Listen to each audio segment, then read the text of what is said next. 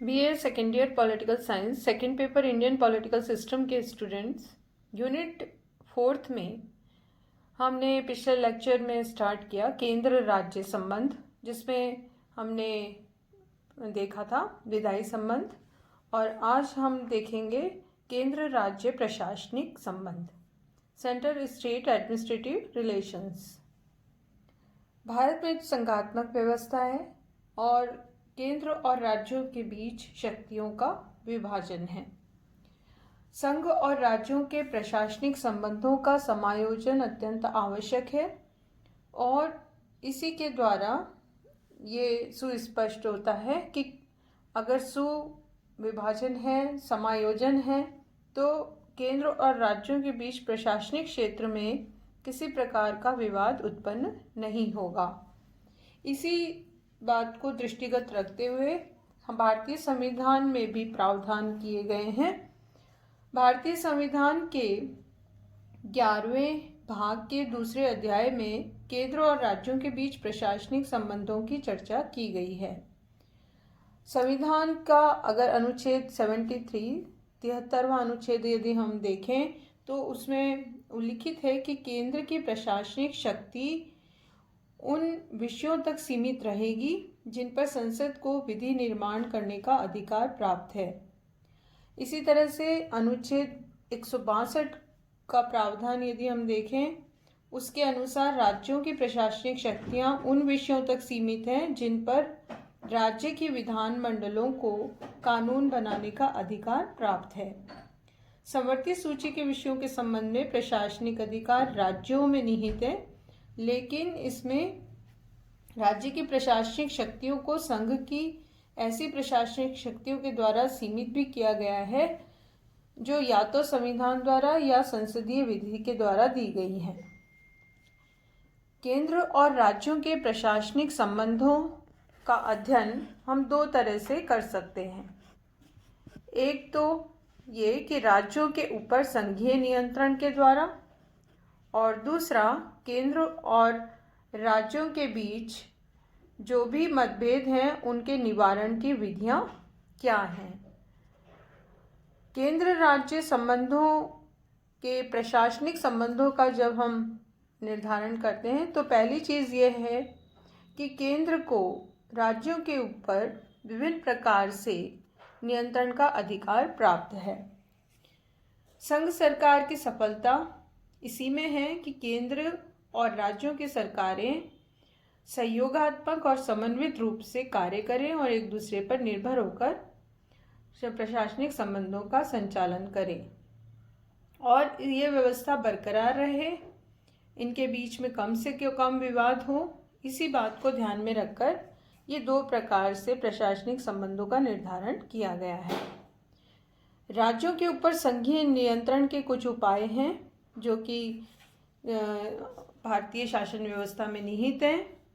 संकट काल में केंद्रीय सरकार राज्य सरकार के ऊपर पूरी तरह से नियंत्रण रखती है, लेकिन जो सामान्य काल है उसमें राज्य सरकारों को अपने क्षेत्र में पूर्ण रूप से सत्ता प्राप्त रहती है।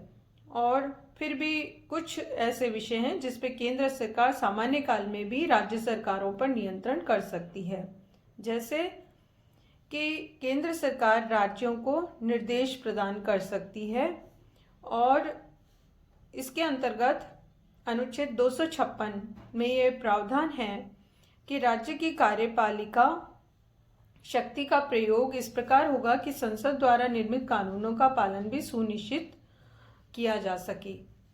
इसी तरह अनुच्छेद 257 के अनुसार प्रत्येक राज्य की कार्यपालिका शक्ति का प्रयोग होना चाहिए जिससे संघ की कार्यपालिका शक्ति के प्रयोग में बाधा या प्रतिकूल प्रभाव न पड़े और संघ की कार्यपालिका शक्ति का विस्तार किसी राज्य को ऐसे निर्देश देने तक विस्तृत होगा जो भारत सरकार को इस प्रयोग के लिए आवश्यक दिखाई दे।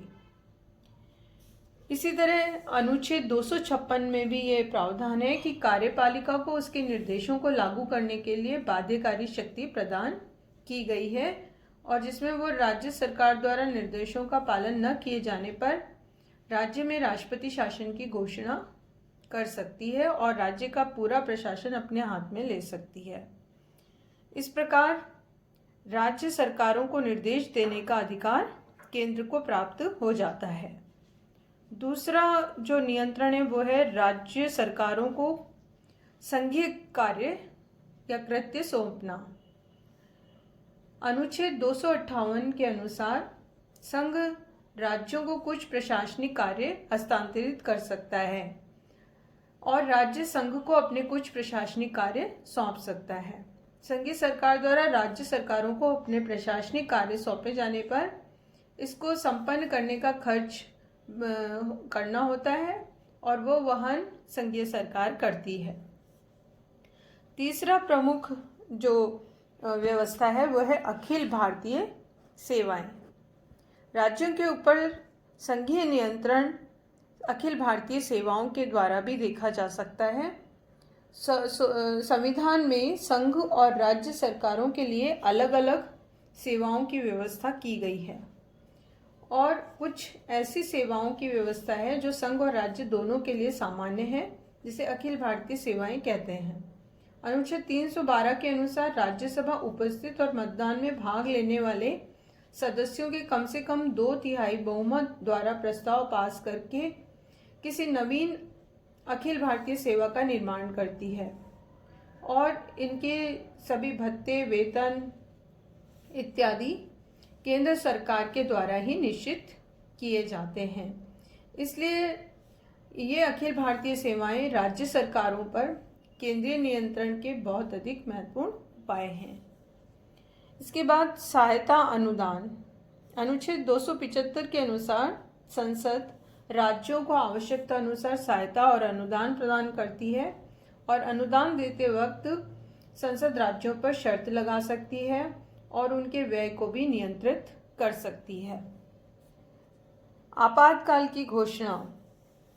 इन सब के अतिरिक्त भी राष्ट्रपति अनुच्छेद 352 के अंतर्गत आपातकालीन घोषणा कर सकता है और राज्यों पर फिर केंद्र का पूर्ण नियंत्रण स्थापित हो जाता है। तो ये कुछ ऐसी व्यवस्थाएं और उपाय हैं जिसके द्वारा राज्यों के ऊपर संघीय नियंत्रण स्थापित किया जाता है। संघ राज्य प्रशासनिक संबंधों का निर्धारण का अगर हम दूसरी व्यवस्था देखें तो वो है केंद्र राज्य मतभेदों का निवारण करने वाली विधियां, और इसके अंतर्गत पहला हम देखेंगे संघीय क्रियाओं, अभिलेखों, न्यायिक कार्यवाहियों को मान्यता प्रदान करना। अनुच्छेद 261 के अनुसार भारत के राज्य क्षेत्र में सर्वत्र संघ और प्रत्येक राज्य की सार्वजनिक क्रियाओं, अभिलेखों और न्यायिक कार्यवाहियों को पूरी मान्यता दी जाएगी और इसके आधार पर ये प्राथमिकता सिद्ध करने की रीति और शर्तें और प्रभाव का निर्धारण होगा संसद द्वारा उपबंधित रीति के अनुसार। दूसरी जो व्यवस्था है वो है अंतर्राज्यीय नदियों और जल संबंधी विवादों का निर्णय। अनुच्छेद 262 के अनुसार किसी अंतर्राज्यीय नदी, घाटी या जलाशयों का प्रयोग या उनका वितरण या उससे संबंधित कोई भी विवाद हो तो उसके न्यायिक निर्णय के बारे में संसद के कानून द्वारा व्यवस्था होगी और ऐसे विवाद के संबंध में संसद ये निर्णय कर सकती है कि सर्वोच्च न्यायालय या अन्य कोई न्यायालय इस संबंध में क्षेत्राधिकार का प्रयोग नहीं करेगा। तीसरा जो इसमें व्यवस्था या विधि है वो है अंतर्राज्यीय परिषद का निर्माण या व्यवस्था। अनुच्छेद 263 के अंतर्गत राज्यों के पारस्परिक सहयोग के लिए एक अंतर्राज्यीय परिषद होगी। राष्ट्रपति को यदि ये लगता है कि सार्वजनिक हित में ये आवश्यक है तो अंतर्राज्यीय परिषद की स्थापना की जा सकती है। इसका मुख्य काम होगा राज्यों के मध्य विवादों का परीक्षण करना, परामर्श देना और भारतीय राजनीतिक व्यवस्था में पहली बार जून 1990 में अंतर्राज्यीय परिषद की स्थापना की गई थी। फिर क्षेत्रीय परिषदों का निर्माण। क्षेत्रीय परिषदों का निर्माण भी किया जा सकता है और पूरे भारत को 5 क्षेत्रों में विभाजित किया गया है व्यवहारिक रूप से और हर क्षेत्र में एक क्षेत्रीय परिषद बनाई गई है।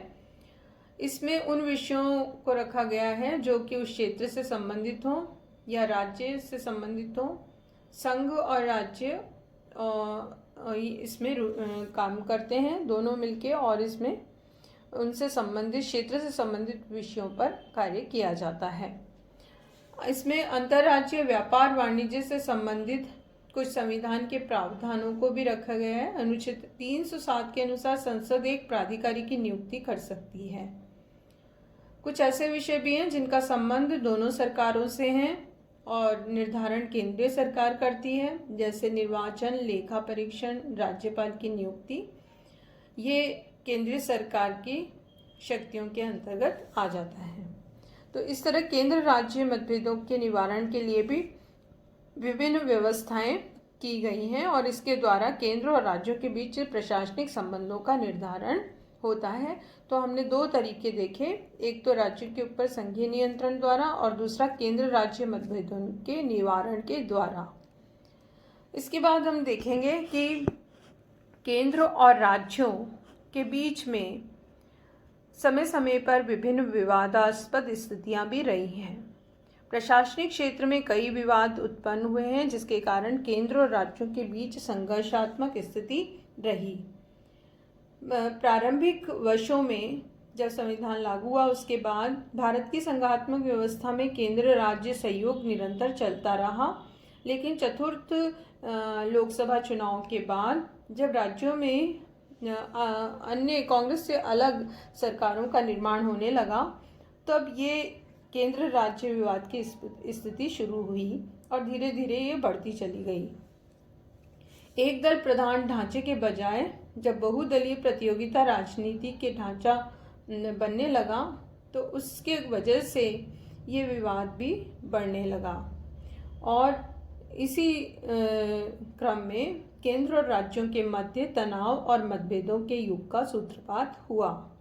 केंद्र और राज्यों के मध्य जो विवाद उत्पन्न हुए प्रशासनिक क्षेत्र में, उसके प्रमुख रूप से ये मुद्दे हम देख सकते हैं।